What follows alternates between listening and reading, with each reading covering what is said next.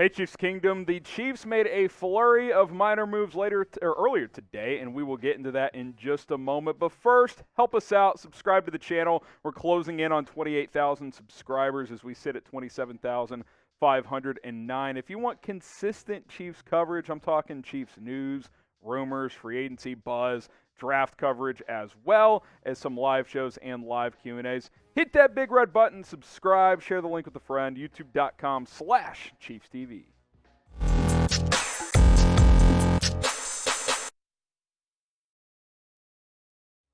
Welcome in to the Kansas City Chiefs Report. I am your host, as always, Harrison Graham. Appreciate everybody for tuning in to today's show. A few storylines I want to address and get into. Nothing major, but first, the Chiefs signed maybe a name you're familiar with, Corey Coleman. Remember him, the receiver out of Baylor several years ago that was a first-round pick, but never really produced like one. Ian Rapoport broke the news earlier today. Comeback? Well, the Chiefs are signing former Giants receiver Corey Coleman. Source says, what does that say? Just 27 years old, Coleman is back in the NFL after a year out. Well, really, he's been out for about 3 or 4 years because he hasn't caught a pass since 2018 with the Giants. Had one decent year early in his career, had some injuries, but mostly it was just a bust, if we're being completely honest. Could never run the full route tree coming out of Baylor, that air raid offense that basically just told him to run go routes, slants, and comeback routes.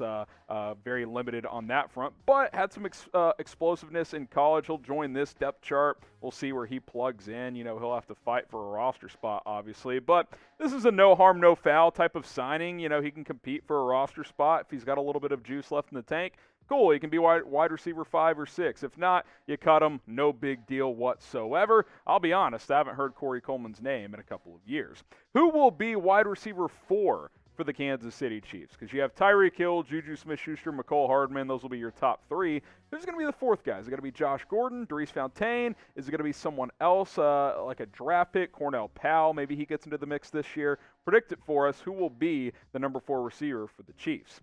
Well, it's not going to be DeMarcus Robinson. As he leaves, he moves on. He has signed a 1-year deal with the Las Vegas Raiders. This news coming down in the last couple of hours or so. Adam Schefter broke it down first. 1-year deal for DeMarcus Robinson to Las Vegas. And to be honest, this is the classic. No disrespect, but kind of disrespect. Good riddance. Don't need DeMarcus Robinson. He was a wide receiver 4 3 years ago. That's still what he is. He really hasn't gotten better. Drops have been an issue, as you see in this photo right here. 25 catches last year, 264, 3 touchdowns. Look, for a wide receiver 4, he's fine, but wide receiver 4s don't really make the difference in winning a championship or not. Kind of got phased out of the offense. Byron Pringle lapped him last year. Pringle's obviously gone as well, so you had to replace him. But you've kind of done that with Juju. I expect the Chiefs to, maybe add a depth receiver in free agency or in the draft, but they brought back Josh Gordon. They're giving Corey Coleman a tryout. I like Darius Fontaine. We'll see if Marcus Kemp is back, as he's a restricted free agent, but DeMarcus Robinson, not the difference for this football team. Best of luck to him in Las Vegas. Hey, Chiefs Kingdom, help us reach 1,000 followers on Rumble, as we've partnered with them. All of our videos going on over there, plus some exclusive content for some bonus content. Help us get to 1,000, and then we will be able to do more coverage. Link is down below, rumble.com/ChiefsTV. We're currently at 764 followers. Help us reach 1,000. It's an easy way to support the show here at the Chiefs Report. All right, next story. I think this might be the most significant news of the day. Joe Thuney contract restructured. Field Yates has the details here, as the Chiefs are converting almost $13 million of Joe Thuney's base salary into a signing bonus, which creates almost $10 million in cap space for this year. You guys have wondered, are the Chiefs going to start making moves? They've been quiet beyond Juju and Justin Reed, which are 2 significant moves, by the way. They haven't done much, which is true.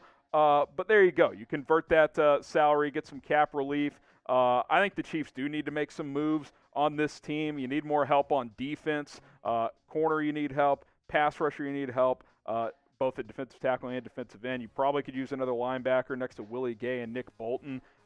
Need a corner. I think you're probably good at safety with Justin Reed and Juan Thornhill, but you could use some depth there. You still have some needs here. Like, the Chiefs' defense needs to improve, especially that defensive line, which was very, very inconsistent last year. I think the Chiefs need to add a piece or two to that unit. What should be the Chiefs' next move? What do you guys think? Let us know in the comment section of this video. What should the Chiefs do next? Another move you could do internally is restructure Patrick Mahomes and create more cap relief. You could also extend Tyreek Hill and Orlando Brown. Both moves I expect to happen. But let us know, what would you do next if you were Brett Veach? All right, some more minor stuff here. The Chiefs signed Elijah Lee, who was a big name coming out of college, but he's been kind of a depth linebacker rotation piece in his career. 99 tackles, 4 tackles for loss, couple of pass breakups, couple of forced fumbles. His biggest impact has been on special teams, and I think that's kind of what you're looking at here. Linebacker depth, special teams guy. Maybe he's your LB3, but I doubt it. You probably need to add someone else there after Willie Gay and Nick Bolton. But there you go on that front. Guy who will compete for a roster spot and probably be a special teams. Could signal the exit of Dorian O'Daniel, who's kind of been that guy in recent years, but I wouldn't really expect that much more on that front. Also, the Chiefs have signed quarterback Luke Barcoo, who has done nothing in the NFL. Was a decent prospect coming out of college a few years ago. Had a lot of pass breakups in college, but has not done much in the National Football League. We'll see. Obviously, keep in mind here, with a lot of these moves, you have to fill out a 90-man roster by training camp. So a lot of these teams are going to start making these minor moves, and certainly the Chiefs have done that by signing Elijah Lee and Luke Barcoo to what I assume are cheap one-year deals. To kind of recap what the Chiefs have done today, the first move was signing Corey Coleman, who has not been in the NFL in the last couple of years, hasn't caught a pass since 2018, has some speed. We'll see what he still has in the tank, only 27 years old. He gets a chance to compete for a roster spot. Former receiver DeMarcus Robinson, he has signed with the Las Vegas Raiders on a one-year deal. I assume close to the league minimum. That's what he's played for the last couple of years. Chiefs may need to go out and get a wide receiver for, but nothing major, no huge impact in Kansas City. Joe Thuney, contract restructure, clears out almost $10 million in cap space. Is Patrick Mahomes next to clear out some cap space to restructure his deal? Tyreek Hill, Orlando Brown contract extensions. There are other moves Brett Veach can make to clear some 2022 cap and go out and make more moves in free agency. And then the ones we just mentioned, Elijah Lee signs on a one-year deal. So does Luke Barcoo. Depth pieces at best for Kansas City. That's all we got for today's show. Be sure to hit that subscribe button. Hopefully the Chiefs start making some bigger moves soon. YouTube.com/ChiefsTV. We will have you guys covered with everything here on the Chiefs Report.